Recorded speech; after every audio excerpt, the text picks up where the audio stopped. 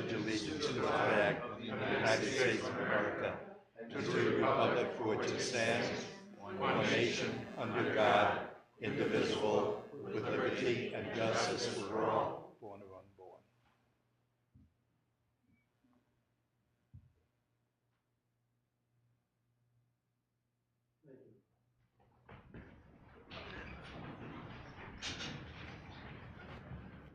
The procedure for public hearings.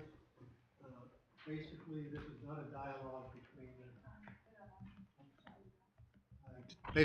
a dialogue between people wanting to comment in the Board of Finance. We're just here to listen. We don't respond. We don't go back and forth. There was a sign-up sheet. I think we have it there. How many people we have signed up? 5. 5. After those 5, if anybody else wants to speak, just come up to the podium, or if more people do, just form a line after that, and we'll do that. Any questions before we start? Yes, timing. Thank you, Michael. Each speaker will get 3 minutes. When all the speakers have talked, if you want to reserve more time after that, just let me know and we'll call you back up for an additional 2 minutes. Okay. First one on the list? Yes, Ms. Heather Sullivan. Just state your name and address for the record, please. Heather Sullivan, 8 Torrey Lane. Good evening. My name is Heather Sullivan and I live at 8 Torrey Lane. I've lived in New Milford for my whole life with the exception of college. I chose to buy a house here and raise my children here because I absolutely love this town and value the education provided to me growing up. I have a 9-year-old, a 7-year-old, and an 8-month-old. The 8-month-old is obviously not in our schools yet. During the meeting where our superintendent and chair presented our Board of Education budget, there were many questions about what students receive for $22,500. I want to speak to that as a parent of 2 very different children. My son, who is 9, is your neurotypical student. He gets average services. He's in a general ed classroom. My daughter is autistic, but she's actually labeled as multiple disabilities because we don't know what the most significant disability is. She receives 3 30-minute speech and language therapies in a 6-day cycle, 2 30-minute occupational therapy sessions in a 6-day cycle, physical therapy for 30 minutes in a 6-day cycle, BCBA consult 120 minutes a month. She also has assistive technology that comes in, and she requires a 2-to-1 paraeducator.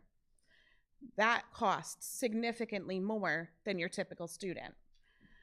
My daughter also has a general education teacher and an ILC, which is independent learning classroom teacher. Something that you really need to understand as a council is that equal and equitable are not the same thing. My children cost vastly different amounts to receive the same education. Our population is changing. We have a significant increase in multilingual learners who require extra services to fit into the school to assimilate.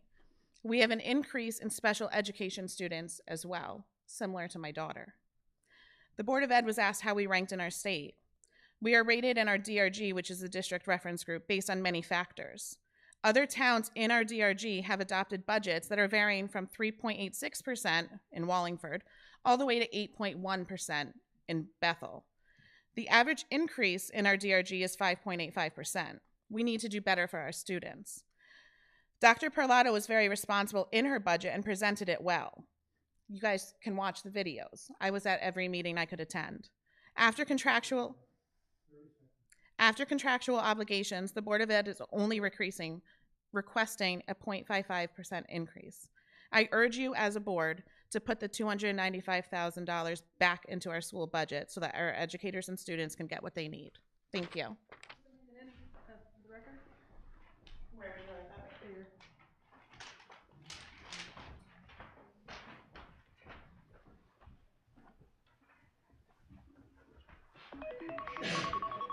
The next one.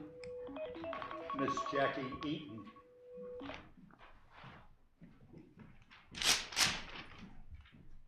Hi, I'm Jackie Eaton, 6 Redwood Lane, and I'm the founder of the Indivisible Group Act Local of Northwest Connecticut. I am here as a resident, more than the group, to ask the Finance Board to put back the $290,000 $95,000. That was cut from the education budget. As you know, the Department of Education and public education are under attack. Our children and grandchildren are going to suffer. Federal funding cuts will affect the state and in turn every town in the state. The new Milford Board of Education is going to need every dollar it asked for. And we should be supporting education at the town level. No town is safe. Better schools raise property values and attract young families to balance out our aging population. The Finance Board and the Town Council need to protect our schools for the benefit and future of the town and the town's children. If there was ever a time for the town of New Milford to invest more in education, this is the time. Please put back the $290K that was cut from the BOE budget, and I urge you to go even further and set aside a buffer from our surplus for when those federal cuts really start to hurt. Thank you. Oh, I sure can.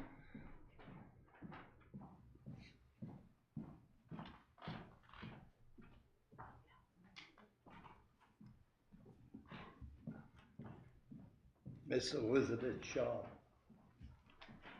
I hope I pronounced that correctly. You did. Thank you. Hello, my name is Elizabeth Shab. I live at 26 Carmen Hill Road. I grew up in New Milford and went through the public schools here from first grade through high school. I would like to ask the Finance Board to put back the $295,000 that was removed from the education budget. It is very concerning to me that we may, already be losing federal funding for education due to the cuts to the Department of Education. It seems foolhardy to risk losing it from both ends. Our children are at risk. Furthermore, better schools increase our property values and only help our town. Our children are our future. We need to invest in them because it's an investment in us and our town. Thank you.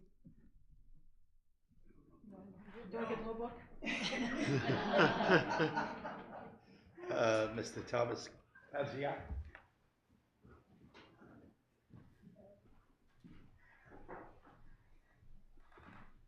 Good evening, I'm Tom Kapsiak. I live at 94 Long Mountain Road.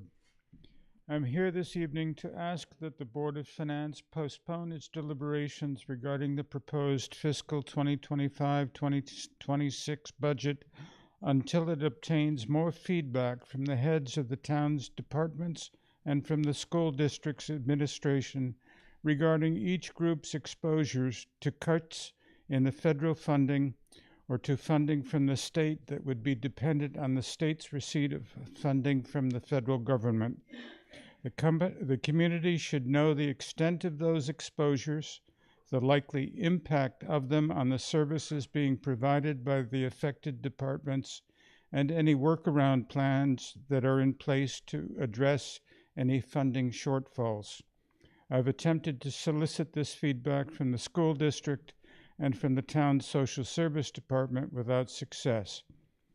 During the joint town council Board of Finance budget presentations, a few council members asked the departments most likely to be affected a number of relatively softball questions that were responded to with only vague answers that were not detailed enough to be the basis for planning. I had suggested to the town's DPW that it not proceed with any non-emergency road or bridge repair or replacements for which federal or state funding was not already in hand. I understand that the DPW is proceeding with the currently scheduled work based on the guidance from the state, which did not anticipate any disruption to the reimbursement of transportation-related funds. Unfortunately, that exposes the town to any unanticipated disruption of funds, leaving the town potentially unable to pay for work that is underway, with the roads or bridges being left incomplete and unusable. The town has to rely on the Board of Finance to be the adults in the room, to ask hard and painful questions about the town's exposure to disruptive events like what we are currently seeing at the federal level.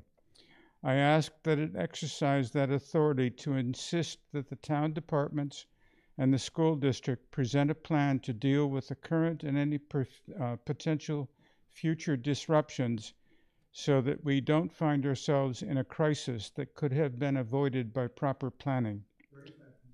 It should be obvious that we are not alone in having to address this concern. The Danbury News-Times published an online article yesterday that mentioned that the governor is ready to use his powers to address the state budget in the event that there are federal cuts. The Board of Finance owes the community a similar assurance that a plan is in place to address the town's and the district's potential exposures to funding shortfalls.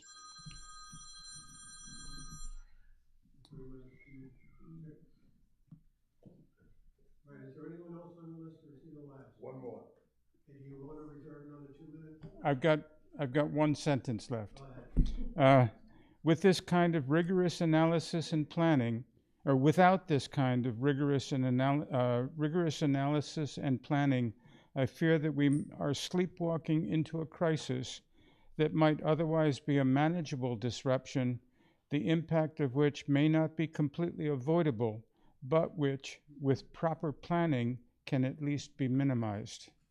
Thank you.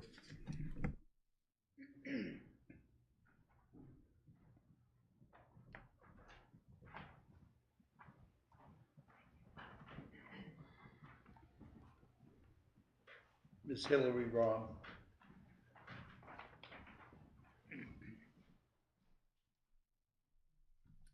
Hi, Hillary Ram, 154 Guernsey Lane.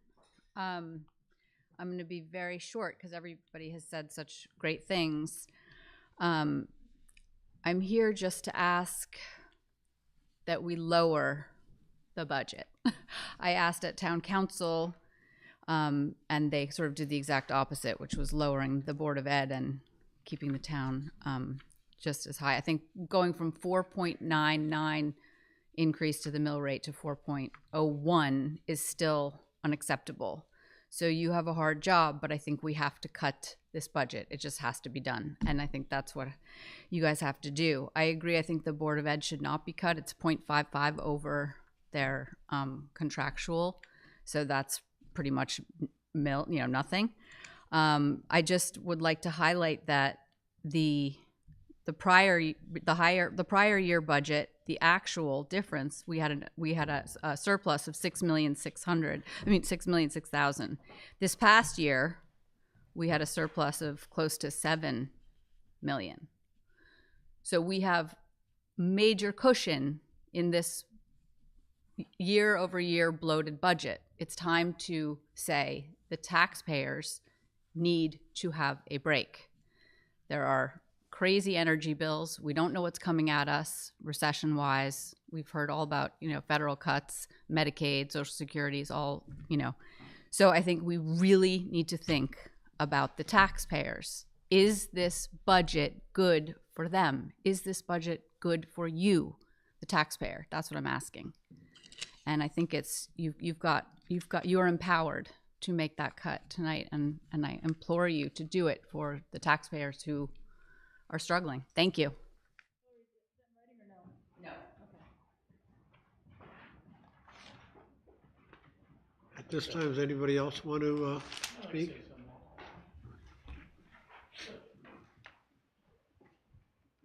I guess you could have more than 3 minutes, Mr. Mayor. Thank you. Pete Bass, 31 Mount Tom Road. So I'd like for the record that the budget is not as presented. If you look at it just in the advertorial that was given in the paper, it is not 4.01. It is 3.59% increase. Increase to the town side is 3.14%. Increase from the Board of Ed is 3.51. Blended, 3.59%.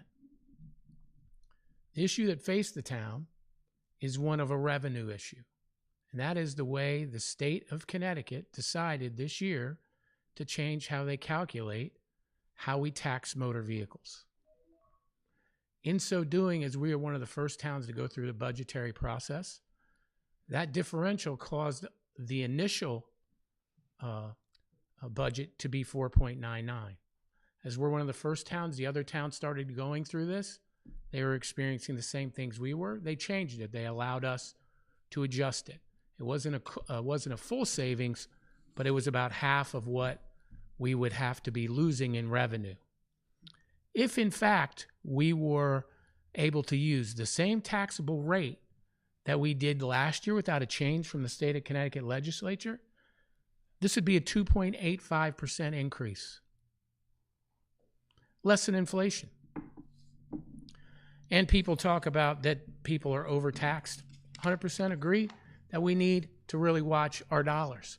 I'm a taxpayer like everybody else. But New Milford isn't in a vacuum, as you heard from some of these people talk about before.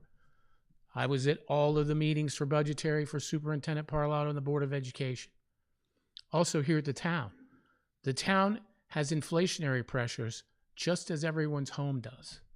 And let me give the Board of Finance what's going on in the rest of the communities here. Bethel, 5.21% increase. Hamden, 4.8% increase. Newtown, 6.7% increase. Brookfield, 3.69%. And on a lot of social media, people were pontificating how they were lower. Well, that's because they had a reval. New Fairfield, 7.39%. Monroe just had a reval, 2.84, and then 3.43 for their educational departments. Southington, 4.27%. Plainville, 6.07%. That's just to name a few of the increases. Danbury was just put out into social media their percentage. The mill rate is 2 point something, but you look at the expenditures over year, it's over 5%. And they're able to get more federal dollars and state dollars than we can because they're a city versus a town of 30,000. So what I'd like the Board of Finance to remember as you're going through your deliberations, and first and foremost, I want to thank all of our employees, both on the town side and the educational side, for all the work they do, not only budgetarily, but also throughout the year. Also want to thank all the volunteers of which you are on all the boards. Sometimes, unfortunately, you hear a lot of the negatives and a lot of people bash people, which is what we shouldn't be doing as leaders in the community. We should be working together to provide a solution for the residents that count on us. But unfortunately, inflationary pressures cost a lot. And when you talk about surpluses, which I'm sure we'll get into at the next deliberations, surpluses also have carried in force numbers that are in there. And that's monies that are going to be spent, but may not have been spent in that year for different reasons. And as you will see, if you look in your budgetary book now, those days of coming out of COVID, those days of large surpluses are gone. Gone. It's how we use those monies. Give you a prime example, and then I'll retire, and then I'll get off it. Let's take a truck, right? Some people think trucks are toys, right? Trucks provide safety. Well, I'll use an example of a plow truck. When we started purchasing them with surplus monies, so we didn't have to use any kind of lease payment, which would cost additional funds, they were at about $215,000. Do you know how much they are today? $263,000. So that would have been borne on the taxpayer. Also, a lot of our capital, trucks, and equipment, as you heard from our department heads, we were band-aiding them. having to bring in this new equipment for safety, for economy, and everything else. It's the proper thing to do. So I look forward to your deliberations next Wednesday night. But I just thought, for the record, we should talk about what it really is as far as the mill rate and what our other towns and our other neighbors are facing the same issues that we are. Thank you. Does anyone else want to have any comments? Why not? Hi, my name is Stephanie Heaton. I live at 2 Woods End Road, and I work in Northville Elementary School as a paraeducator. I've been in this, I didn't grow up in New Milford, but I've lived here for over 30 years now, and I really enjoy this town a lot. I've enjoyed my kids going through this educational system, as well as my extended relatives. We have a very big family here, as probably some of you know. I'm actually, through marriage, related to E. Paul Martin, and I am now seeing his great-grandkids go through, and Paulie Martin, go through the school system. What I really want to say is I really think that the board should reconsider the cuts to the educational department, maybe reduce it in other areas, but right now, as a para, since COVID, I have seen a real big uptick in kids that have a lot of special needs or extended needs, to say. And I see that just this week alone, we got another student coming in that has special needs that will need a para, and I think we might have another one that just came recently. I'm not sure. But I want to say that our paras, as a rule, are already overtaxed, and we all really love our job, at least where I am, and we have a great administration and a great staff. But we do have the best administration I've seen in a long time here, and the most supportive staff in the school. And the paras, we really do. We all love our job. But some of us have had 5 kids in the morning, 6 kids in the afternoon, and we're trying to monitor other kids, and we're all really overtaxed at this point. And then we have, the one-on-one kids. That's where I'm at. And even then, we're working sometimes 2 students to 1 person. And that's really, really exhausting for all of us, including the student, because when one student needs help, the other one is going off, and so you're back and forth. So at this point, I'm seeing more kids since COVID come in. Hopefully I'm seeing less come in now that it's been a few years. And one thing I want to say about I have loved this education system. My education was very, very different, and Catholic school and all that. I've been so impressed by the people that this school system has put out. And I would like to see that continue. And in spite of everything that's going on in this country, I would like to see New Milford put out successful people, successful in that they can take care of themselves and their families, and they can find resources because they're able to. I don't want to see us go backward. I don't want to. E. Paul Martin believed in this town. He went and got Kimberly Clark all by himself with his one friend. We need to continue that, and I hope you consider that. Thank you.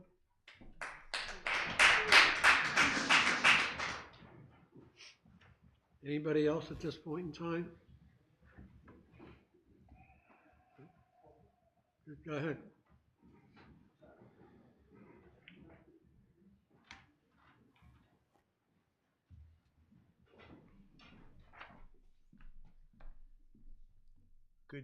Good evening, everybody. I'm at 793 Candlewood Lake Road South, Randy Schofield. On the Board of Education, and I just wanted to say that I have my full support behind Janet and her team. Dr. Parletto is doing a fantastic job, and I really wanted to put that We have board members here right now, and we all support her. I just wanted to say that. That's all. Thank you.